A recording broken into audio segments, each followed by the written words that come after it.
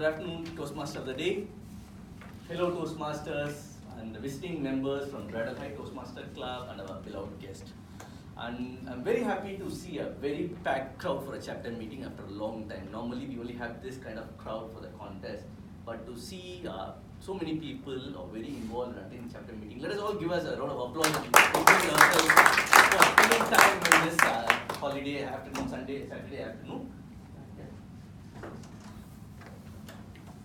I want to check how many of you here have Monday blues when you think of your work at the end of the weekend. Can I see a show of hands?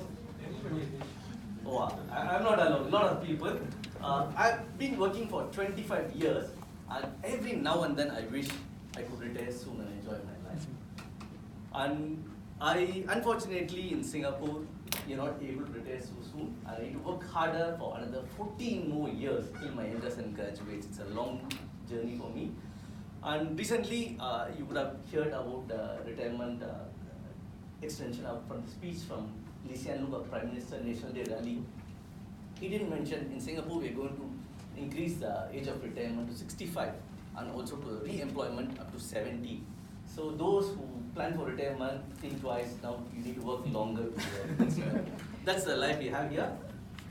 So I was just worried about it. So I happened to hear about Bronnie, who is an Australian nurse who was working in palliative care with patients who are having less than like 12 weeks of life. And she did talk to them regularly and ask them what are their regrets, or did they have anything which they could have done differently. Based on what she heard from them, she wrote a book titled Top 5 Regrets After Dying. And it was one of the Amazon's bestseller book.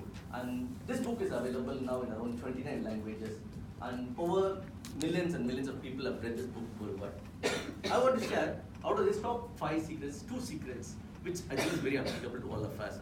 The first secret of the dying was mainly, I wish I had not worked so hard. Bronnie said, it's a very common thing. Bronnie did mention, so Bronnie did mention that it's very common for every man she nurse or counsel. This was a statement. The men were telling that they had regretted spending so much of time in the work, and it was like a treadmill where they don't move anywhere, and they regretted that they didn't spend time with their family. The second regret of the dying was mainly, I wish I could have lived more happier. Bronnie did say that most of the people until the end didn't realize that happiness is a choice. They're all stuck with their old patterns and habits, and due to the fear of change, they pretend to themselves and to others that they're very contented. But deep within themselves, they were longing to laugh properly, and they want to be silly in their life once again. Fortunately, all of us here are not at the end stage of our life, and we have time to correct ourselves to be more happy and enjoy our life. So I also have few tips from most successful people in this world on how to be happy and enjoy our life. So are you all interested to know the tips? Yes. Yes.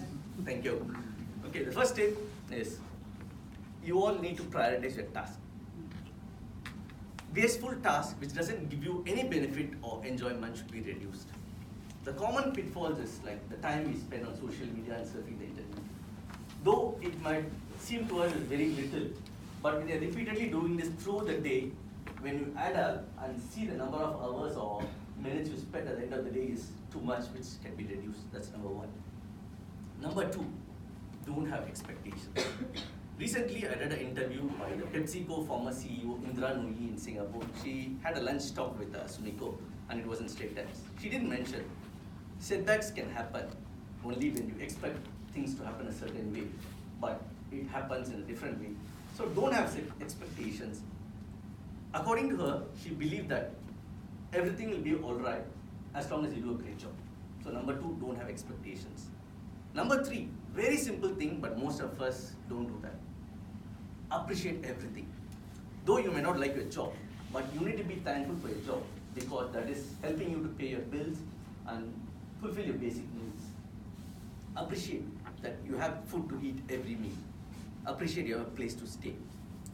Appreciate everything. Appreciate your loved ones. And in Singapore, we are very fortunate that we have drinking water everywhere and it's a very secure place. So we need to appreciate everything in our life. And number 4 is more important. Stop complaining. Abraham Lincoln said, we can complain that rose bushes have thorns, or we can rejoice saying that thorn bushes have roses. It's our choice. So number 5. Number 5 is include physical activity in your daily routine. You might think that you're too busy, but physical exercise will help you relieve your stress in your body and try to bring you balance and give you more energy. So how busy you are, try to squeeze few minutes of a time for exercise in your daily routine. And the 6th tip I want to give you is surround yourself with people who can spread positivity. So these 6 tips help you to live happily. I just recap so that you all can take away from my speech. Is number 1, prioritize your task. Number 2, don't have expectations. Number 3, appreciate everything.